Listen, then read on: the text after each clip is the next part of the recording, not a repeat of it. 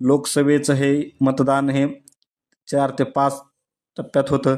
जवळजवळ 3 महिने हे मतदान चालतं देशभरात, पण त्याचा निकाल एकत्र असतो. त्याचेही हेच कारण आहे की संविधानात धडधडीत असे स्पष्ट लिहिले आहे की जर मतदान टप्प्याटप्प्याने असेल तर दोन्ही एकदम म्हणजे निकाल द्यावे लागतात. आता हे 20 डिसेंबरला जे मतदान आहे ते दुसराच टप्पा म्हणावा लागेल नगरपालिका नगरपंचायतीचा मित्रांनो.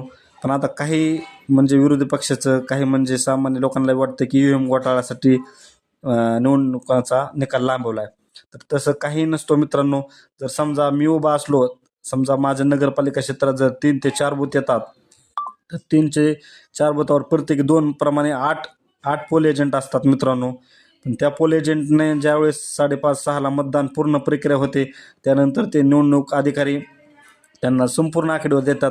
महिलांचं किती मतदान झालं, पुरुषाचं किती झालं व टोटल मतदान हे प्रत्येक 4 बूथाचं जर करून टोटल जी आहे ती संपूर्ण त्या नगरसेवकाकडे माहिती जाते.